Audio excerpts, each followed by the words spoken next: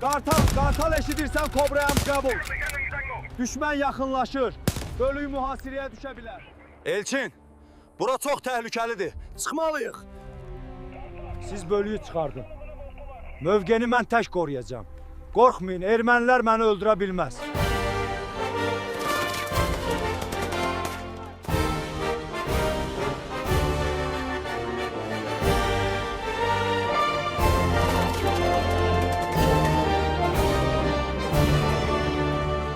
Vətən harayına atıldı o da, elçin canını etti fəda.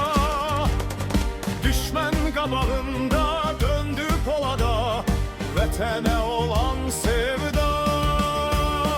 Vətən harayına atıldı o da, elçin canını etti fəda. Düşmən qabağında döndü polada, vətənə olan sevda. Elçin, elçin, qisas alındı. Məğrur elçin, bayraq sancıldı. Bu torpaq vətəndir, qanla yoğrular. Qoynunda yatsa qəhrəmanlar. Bu torpaq vətəndir, qanla yoğrular. Elçinlər dastan olar.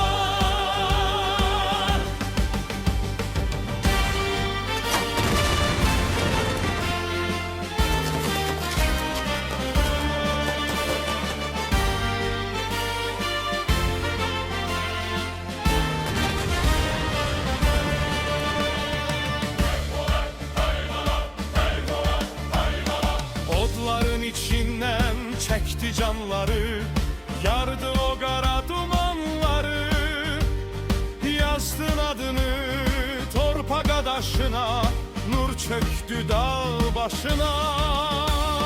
Odların içinden çekti canları, yardı o kara dumanları.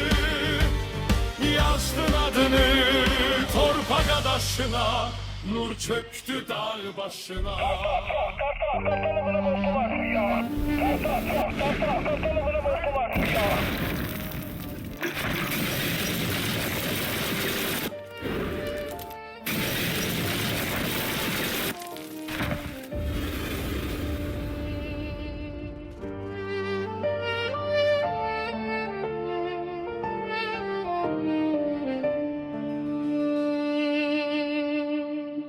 Vətən harayına atıldı o da, elçin canını etti fəda. Düşmən qabağında döndü polada, vətənə olan sevda. Müdafiə Nazirliyinin yaydığı ən son məlumatlara görə Ermənistan Silahlı Qüvvələrinin döyüş aktivliyinin qarşısını almaq, mülki əhalinin təhlükəsizliyini təmin etmək məqsədi ilə Azərbaycan ordusunun komandanlığı tərəfindən qoşunlarımızın bütün cəbhə boyu əks hücum əməliyyatı başlaması barədə qərar verilib. Elçin, elçin, qisas alındı. Məğrur elçin, bayraq sancıldı. Şəhərlərimizin ruhu qarşısında bir daha baş əyir. Bugün